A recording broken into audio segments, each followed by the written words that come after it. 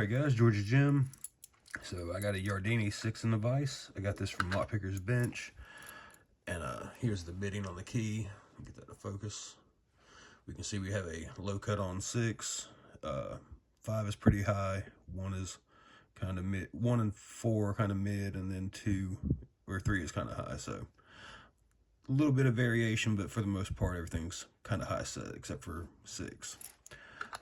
I grabbed this from Lockpicker's Bench, and the reason I did so is I've picked these in the past, and I thought this would be a good lock for demonstrating dimple picking for newer pickers. You really don't need anything too fancy. Even the cheaper flags will work just fine in it, and something as simple as a wiper insert. So when you're dimple picking, you always want your flag rotating opposite the direction of the tension.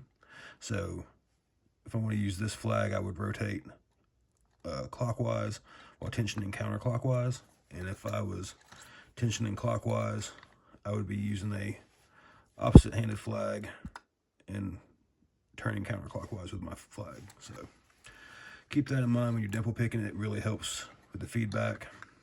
Now this lock has 4 standard drivers and 2 spools. So if you're comfortable with counter rotation from picking normal pin tumbler locks, this won't be a huge adjustment for you. All right, so I'm going to use a moderately heavy tension on this because the standard drivers, and we'll get started. Pin 1 is binding.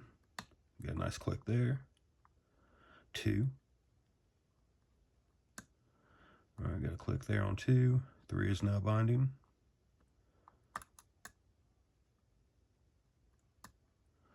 All right. And let me go back and recheck because 4 isn't binding. 2. There's 3.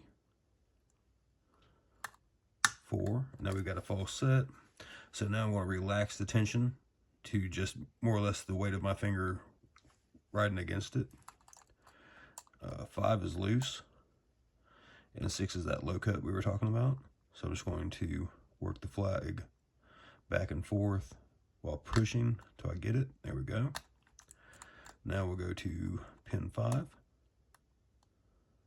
and I'm getting counter rotation as I lift, and there we go.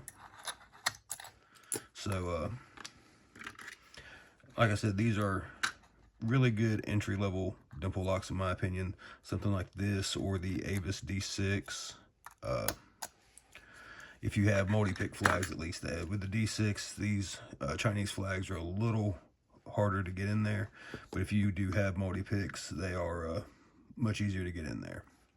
So let's get this gutted.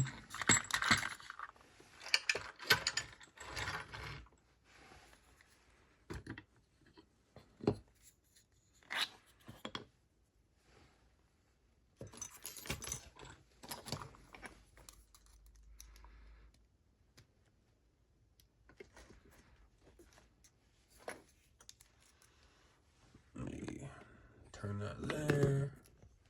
There we go. I can get this clip off.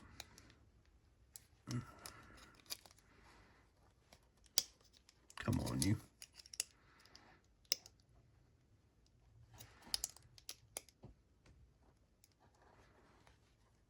Just trying.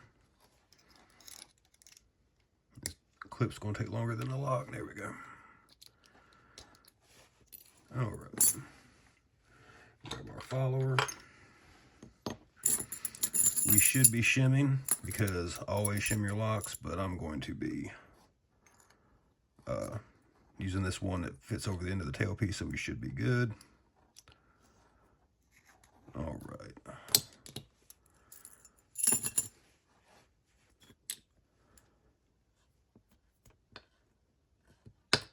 There's 1, 2, 3, 4, 5, and 6. Nothing's going on in the core on this. These are pretty plain Jane. This is just a little ball bearing they have in there for, and one right there for drill protection. And let me grab my tweezers.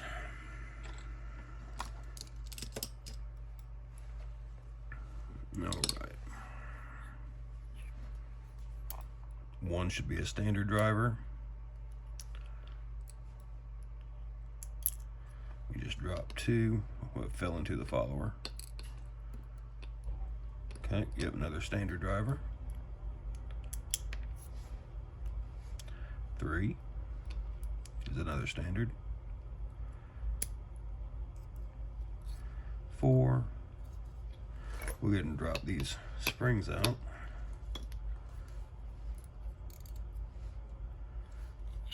And we'll go from the other side. And we'll get 6 first, which is a spool. And our other spool here. All right.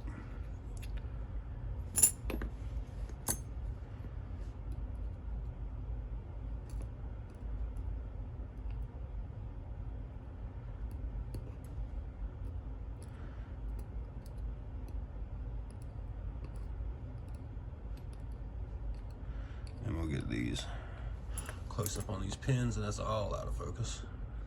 There we go. So standard key pins, 2 spools. So not a lot going on for people that are more advanced, but for someone just getting into dimples, I think this is a pretty solid lock to get you there. Nothing too crazy going on, and something you can practice your pick placement and things like that with. So that's it for the Yardeni 6. Thanks for watching.